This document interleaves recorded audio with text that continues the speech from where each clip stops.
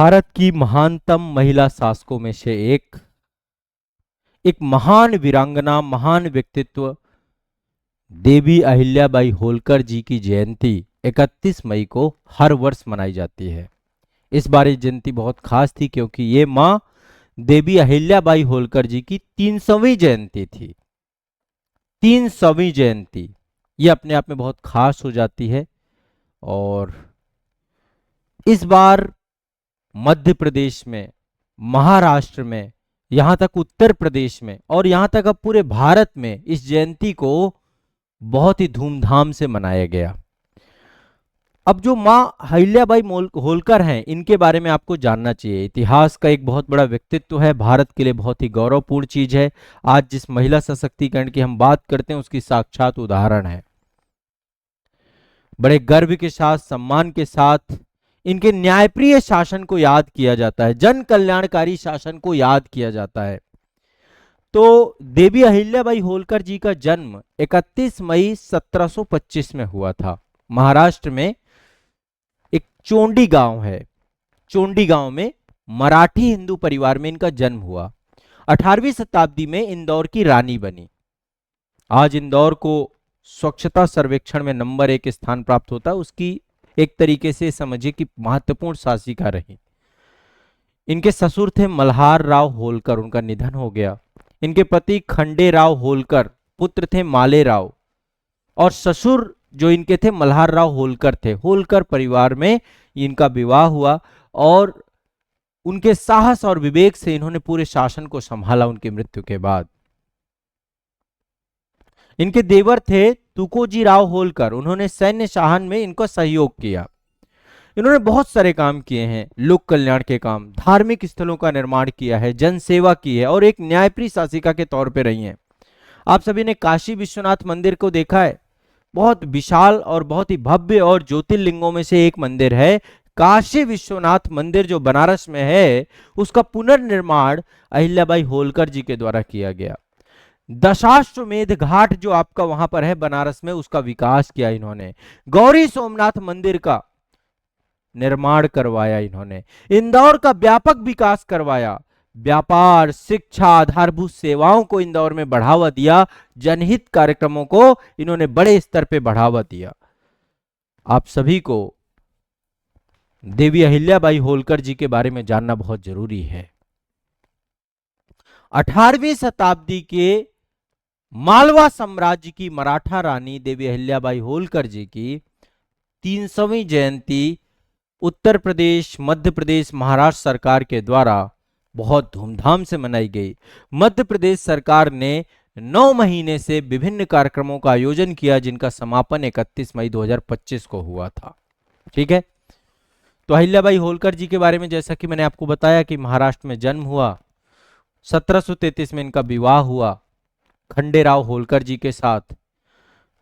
इनकी जो प्रमुख रुचियां थी, पारिवारिक दायित्वों को निभाया, युद्ध, प्रशासन, अपने पति के साथ युद्ध क्षेत्र में जाती थी, तोप खाने जैसे सैन्य कार्यों में निपुणता हासिल की इन्होंने। और जैसा कि मैंने बताया कि 1754 में कुंभेर का युद्ध हुआ। कुंभेर के युद्ध में इनके पति थे जिनका नाम था खंडेराव होलकर, उनकी मृत्यु हो गई। इनके ससुर की भी मृत्यु हो गई। तो मात्र 29 वर्ष की आयु में पहले वो सती होने का विचार कर रही थी, लेकिन जैसे ही ससुर मल्हार राव होलकर का की निधन हुआ, उसके बाद इन्होंने राज्य को संभालने की जिम्मेदारी ली। 1767 में पूरी तरीके से मालवा साम्राज्य का शासन संभाला इन्होंने। एक परम शिव भक्त के तौर पे थी। अपने शासन को भगवान शिव को समर्पित कर दिया। धार्मिक और सामाजिक कार्यों के लिए इनको लोक माता का दर्जा दिया गया। 13 अगस्त 1795 में अहिल्याबाई होलकर जी की मृत्यु हो जाती है इंदौर में ही, और उनकी मृत्यु के बाद उनके सेनापति तुकोजी होलकर के द्वारा मालवा साम्राज्य को संभाला गया। तो एक व्यवस्थित न्याय व्यवस्था को स्थापित किया इनके द्वारा। गांवों में पंचायतों को मजबूत किया, न्यायालयों की स्थापना की ताकि प्रजा को त्वरित और निष्पक्ष न्याय मिले। इनसे वर्तमान में सीखने की जरूरत है। स्वयं अंतिम अपील सुनती थी। उनकी निष्पक्षता के कारण उन्हें न्याय की देवी कहा जाता है। न्याय की देवी, लोक माता। प्रशासनिक सुधार के लिए जानी जाती है। मालवा साम्राज्य की तहसीलों को, जिलों को संगठित किया इन्होंने, प्रशासन को और टैक्सेशन वगैरह के संग्रह को बहुत ज्यादा व्यवस्थित किया इन्होंने। शासन में भ्रष्टाचार को समाप्त किया, भ्रष्टाचार को न्यूनतम किया। उन्होंने धन को प्रजा और ईश्वर को धरोहर मानकर इसका उपयोग जन कल्याण के लिए किया। अहिल्याबाई एक कुशल योद्धा थी, तीरंदाज थी। उन्होंने कई युद्धों में अपनी सेना का नेतृत्व किया, हाथी में सवार होकर के बहुत सारे युद्ध लड़े। जब गंगोबा, तात्या जैसे विद्रोही उनके राज्य पर आक्रमण करने की साजिश रची तो अहिल्याबाई ने अपनी बुद्धिमत्ता और सैन्य सहायता से विद्रोह को कुचल दिया। अहिल्याबाई होलकर वर्तमान में महिलाओं के लिए बहुत बड़ा उदाहरण है। महिला शिक्षा पर काम किया इन्होंने, वुमेन एम्पावरमेंट पे काम किया इन्होंने, विधवाओं के अधिकारों के लिए कानून बनाया इन्होंने।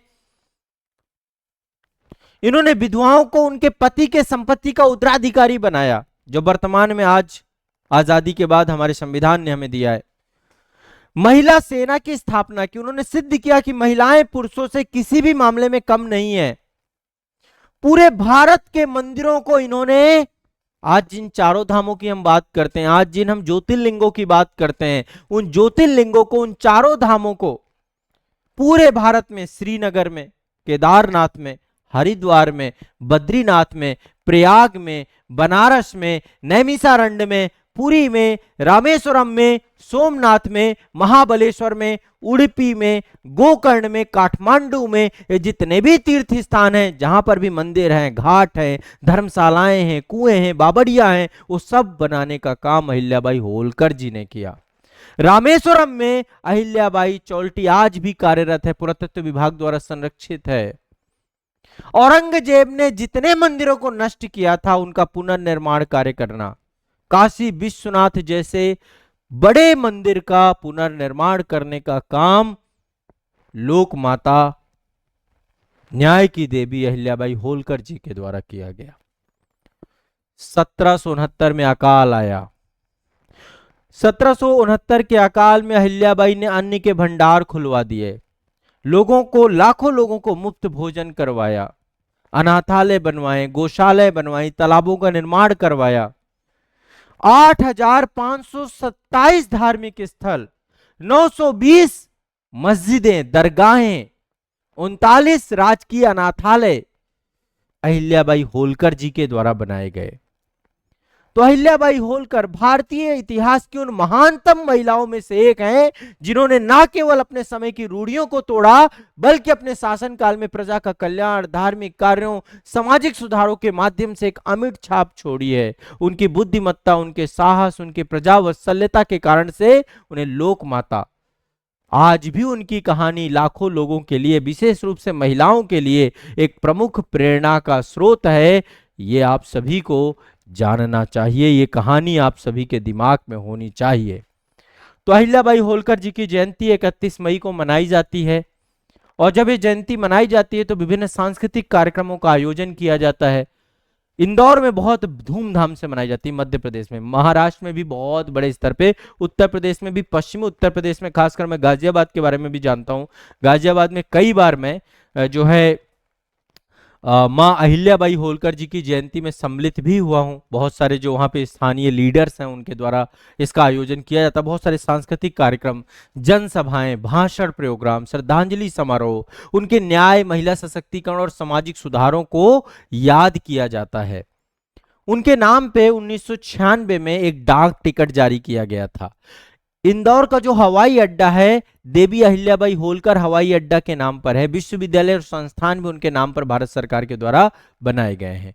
तो 300वीं जयंती में महाराष्ट्र सरकार ने 681 करोड़ रुपए की लागत से एक पुण्य श्लोक अहिल्याबाई होलकर स्मारक स्थल बनाने की परियोजना की घोषणा की है। यह स्मारक स्थल उनकी विरासत और प्रेरणा भावी पीढ़ियों तक पहुंचाने का माध्यम बनेगी। अहिल्याबाई होलकर आज भी नारी शक्ति, न्याय, जन सेवा, प्रशासनिक सुधार, इन सभी का प्रतीक हैं। उनकी जयंती केवल स्मरण का अवसर नहीं है, बल्कि उनके आदर्शों को वर्तमान में अपनाने की जरूरत है। वर्तमान की विभिन्न समस्याओं का समाधान मां अहिल्याबाई होलकर के कार्यों और उनके विचारों से लिया जा सकता है। यही भारत को श्रेष्ठ भारत और विकसित भारत बनाएगा। इस दिशा में काम करने की जरूरत है। ठीक है, तो एक बहुत ही महत्वपूर्ण जो है महिला शासिका के तौर पे रही हैं। आप सभी लोग इनके जीवन से प्रेरणा प्राप्त करें, इनके लिए प्रॉपर देखें। परीक्षा के दृष्टिकोण से कहूं तो बहुत इंपॉर्टेंट टॉपिक है, आ सकता है, इसलिए अहिल्याबाई होलकर जी का टॉपिक आप ध्यान रखिएगा। इनके जीवन, इनके आदर्शों से आपको बहुत कुछ जानने सीखने को मिलेगा। यदि आपको कोई भी चीज, जैसे आप नोट्स बना रहे हो, लिख रहे हो, तो आप एक दो बार इस सेशन को और सुन लीजिएगा, अपने नोट्स बना लीजिएगा। बहुत जरूरी है इनके बारे में याद रखना, पढ़ना। इतिहास में जो दर्जा इन्हें बड़े स्तर का मिलना चाहिए, वो दर्जा हमने नहीं दिया है। लेकिन अब हमें इस समय की जरूरत है कि ऐसे जिन्होंने भारतीय इतिहास में एक बहुत बड़ी भूमिका निभाई है, एक महिला होने के साथ साथ जिस तरीके से इन्होंने भारत के धार्मिक कार्यों को उत्थान किया है, उन सब में इनका योगदान बहुत विस्तृत और बहुत ही व्यापक हो जाता है। ठीक है, चलिए।